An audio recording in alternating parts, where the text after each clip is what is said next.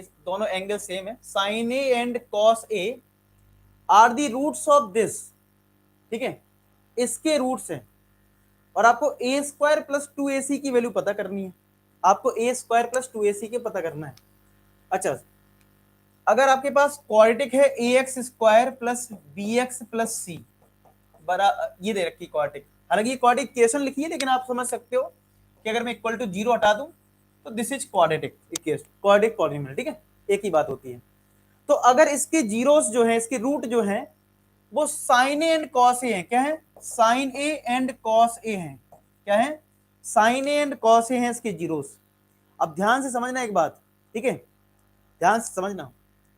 इसको आप ट्रीट करो कि ये अल्फा है और ये बीटा है, ऐसे ट्रीट करो। साइन ए और कॉस ए इसके रूट्स है ना, इसके जीरोस है मतलब, तो आपके लिए थोड़ी देर के लिए ये मान लो कि ये अल्फा और ये बीटा है, तो आप अल्फा प्लस बीटा क्या बोलते हो, अल्फा मतलब साइन ए प्लस बीटा मतलब कॉस ए, किसके बराबर बोलोगे आप, माइनस का बी अपॉन ए, यस और नो। तो एक रिजल्ट तो हमारा ये आ गया, देखो ध्यान से, एक रिजल्ट हमारा ये आ चुका है। आई होप आपको ये चीज समझ में आ रही हो, ये चीज सबको समझ में आ रही है क्या, क्या सबको ये बात समझ में आ रही है, जरा बता दो, ठीक है। अच्छा, एक रिजल्ट और आ सकता है, अल्फा इंटू बीटा से, यानी कि sign A into cos A से, किसके बराबर, वो होता है सी अपॉन ए से, यानी सी अपॉन ए आ गया। ये दो रिजल्ट तो आपको समझ में आ रहे होंगे आराम से, यहां तक तो चीजें क्लियर होंगी। इसके बाद थोड़ा सा आपको दिमाग लगाना है इस क्वेश्चन के लिए, ठीक है, क्या लगाना है वो दिमाग, सोचते हैं जरा। अब यहां पे देखो ध्यान से एक बात समझो,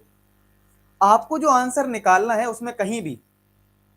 साइन कॉस का कोई टर्म नहीं है, यस और नो, यहां पे साइन कॉस का कोई भी टर्म नहीं है, समझ रहे बात को, देख लो जरा, कहीं भी यहाँ पे साइन कॉस का कोई टर्म है ही नहीं, जो लाना है और जो फाइंड आउट करना है, और आंसर में भी कहीं साइन कॉस का टर्म नहीं है। तो इसमें क्या करना पड़ेगा आपको, जो ये वाला रिजल्ट है ये, इसमें स्क्वायर बोथ साइड कर देंगे, यानी कि sign A plus cos A अगर आपके पास है कितना,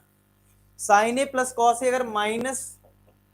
बी अपॉन ए के बराबर है, sine A plus cos A जो है अगर वो माइनस बी अपॉन ए के बराबर है, अगर इस क्वेश्चन में स्क्वायर बोथ साइड कर दिया जाए, क्या कर दिया जाए, अगर मैं इसमें स्क्वायर बोथ साइड कर दूं, क्या कर दूं, स्क्वायर बोथ साइड, तो क्या हो जाएगा इससे, ए प्लस बी का होल स्क्वायर क्या होता है, ए का स्क्वायर प्लस बी का स्क्वायर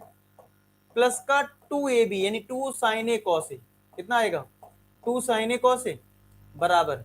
माइनस का स्क्वायर प्लस हो जाएगा, ये B square upon A square आ जाएगा। अब हमने ट्रिग्नोमेट्री तो सीख रखी है ना, कि sine square plus cos square 1 होता है, 2 into sine A cos A की वैल्यू यहां पे निकाल रखी है C upon A is equal to B square upon A square. अब यहां पे अगर मैं एलसीएम ले लूं ए, तो ये बन जाएगा A plus 2c equal to B square upon A square.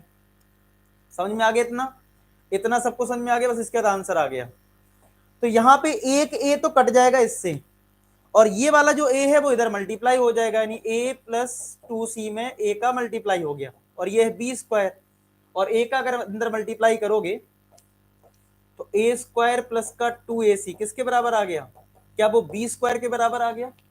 क्या वो बी स्क्वायर के बराबर आ गया, चेक कर लें, क्या आपका बी स्क्वायर के बराबर आ गया, ठीक है। तो यहां से आपका आंसर आ गया बी पार्ट, 64% बच्चों ने तो दिया था आंसर,